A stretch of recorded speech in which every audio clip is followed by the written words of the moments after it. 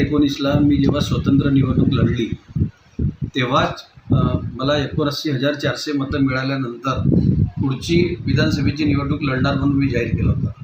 लोकसभेच्या निवडणुकीत डॉक्टर प्रशांत पटोळे यांना पाठिंबा देतानाच मी पत्रकार परिषद घेऊन सांगितलं होतं की मी पुढची निवडणूक लोकवर्गणी करून स्वतंत्रपणे लढणार. तेव्हा मला कुठल्याही पक्षाची ऑफर येईल किंवा मला पक्ष प्रस्ताव देईल अशी कुठली मला अपेक्षा नव्हती. आपल्या सगळ्यांना माहिती आहे की मला भारतीय जनता पक्षाने मी राष्ट्रवादी काँग्रेस पक्षाचा विरोध केला म्हणून काढलं. त्यानंतर मी BRS पक्ष जॉईन केला होता आणि BRS पक्षाचं काम करत असताना दुर्दैवानं तेलंगणा राज्यामध्ये त्या पक्षाची सत्ता गेली. सत्ता गेल्यानंतर त्यांनी महाराष्ट्रातलं काम बंद केला आणि म्हणून मी डॉक्टर प्रशांत पटोळेला आमच्या विकास फाउंडेशनच्या वतीनं लोकसभेच्या निवडणुकीत पाठिंबा दिला. लोकसभेची निवडणुकीचे निकाल आल्यानंतर आपल्या सगळ्यांनाच माहीत आहे अनेक पक्षाचे नेते माझ्या संपर्कात आले. मला काही लोक म्हणायचे चरणभाऊ तुमच्या पाठिंब्यानं खासदार साहेबांना मदत झाली, ते निवडून आले. तेव्हा काँग्रेसचे लोक तुम्हाला प्रस्ताव देतील, नानाभाऊ तुम्हाला तिकीटसाठी ऑफर देतील. पण कदाचित नानाभाऊला हे माहीत असेल की तुमसार विधानसभा क्षेत्राची तिकीट ही राष्ट्रवादीचा आमदार असल्यामुळे राष्ट्रवादीच्या शरदचंद्र पवार गटाच्या पक्षाला जाईल आणि म्हणून त्यांनी मला तसा प्रस्ताव दिला नाही. पण निवडणूक झाल्यानंतर लोकसभेची जयंत पाटील प्रदेश अध्यक्ष, अनिल देशमुख साहेब हे सतत माझ्या संपर्कात होते. त्यांच्या सर्वेमध्ये कदाचित माझं नाव पुढे असेल आणि म्हणून त्यांनी मला शरद पवार साहेबांची भेट करून दिली. शरद पवार साहेबांच्या 2 भेटीमध्ये त्यांनी सांगितलं की आम्ही पुढच्या तिकीटचा तुमचा नक्की विचार करू, तुम्ही पक्षामध्ये या. आणि तुम्हाला सगळ्यांनाच माहीत आहे मी गावागावात भेटी घेतल्या, जिल्हा क्षेत्राचे मेळावे घेतले, प्रत्येक गावच्या बैठका झाल्या. त्या सगळ्या बैठकांमध्ये मी तेच सांगत होतो की मला स्वतंत्र निवडणूक लढायची आहे. आणि सुदैवानं मला पक्षाने ऑफर दिली आणि राष्ट्रवादी काँग्रेस पक्षामध्ये माझा 13 तारखेला प्रवेश झाला. आता राहिला प्रश्न ज्या लोकांनी तिकिटा मागितल्या होत्या त्यांच्या विरोधाचा, तर हे स्वाभाविकच आहे. गेल्या कित्येक वर्षापासून मी राजकारण असताना जे तिकीट मागणारे राजकारण करीत असताना जे तिकीट मागणारे आहेत ते माझ्या विरोधात सतत राजकारण करत आले आणि त्यांचा जो अधिकार होता. पण पक्षाने जे इलेक्टिव्ह मेरिट हा अजेंडा ठेवून तिकीट देण्याचा निर्णय घेतला. आता सगळीकडेच आहे, महायुतीमध्ये तीच परिस्थिती आहे, महाविकास आघाडीमध्ये तीच परिस्थिती आहे. त्यांच्या वाट्याला तिकीट गेल्यानंतर तिकीटचा वाटप हे सर्वे करूनच केला जातो. दुर्दैवानं मी 2019ला आमदार असताना माझ्या 68% सर्वे असताना मला भारतीय जनता पक्षाने तिकीट नाकारली. तेव्हा लोकशाहीचा वापर झाला नाही. पण पक्ष त्यालाच म्हटलं जाते जे तुकडोजी महाराजांनी इंसानियत मेरा पक्ष है और सबकी भलाई मेरा धर्म है हे सांगताना सांगितलं की सत्ते बाजूनं जो चालतो त्याला पक्ष म्हणतात. पण भारतीय जनता पक्ष हा 2019ला जर इलेक्टिव्ह मेरिट पाहिलं असतं, माझा सर्वे पाहिला असतं, तर मलाच तिकीट दिली असती आणि म्हणून मला त्यावेळी बंड करावा लागला, उठाव करावा लागला आणि म्हणून मी निवडणूक लढलो. आता माझ्यावर आरोप आहेत. माझ्यावर आरोप असे होतात की चरण वाघमारे 7 पक्ष बदलवते. आजच लोकमत वृत्तपत्राने एक बातमी छापली. आता मी सुरुवातीचा शिवसैनिक, आता शिवसेना सोडण्याची माझ्यावर का वेळ आली हे जर सांगायचा विचार आला तर तेव्हा अंतर्गत भांडणं एवढे होते की माझ्यावर तलवारी चालायच्या.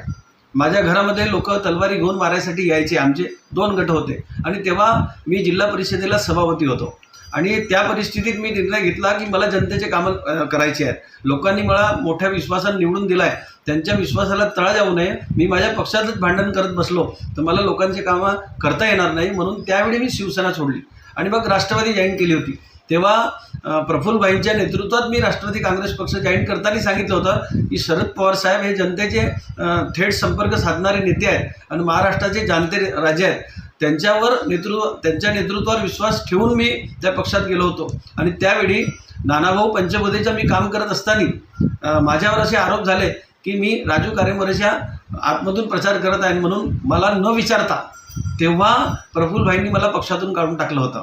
आणि मग मी जिल्हा परिषदेची निवडणूक ही आंधळगाव क्षेत्रातून अपक्ष लढली आणि अपक्ष निवडणूक लढत असताना मला दत्ता मेघे साहेब अप्रोच झाले. तेव्हा ते राष्ट्रवादी काँग्रेस पक्षातून निघाले होते. त्यांची NGO, आता अनेक NGO आहेत, प्रत्येक लोक सामाजिक कार्यकर्ते NGOमध्ये काम करतात. विदर्भ प्रदेश विकास परिषद हा पक्ष नाही आहे.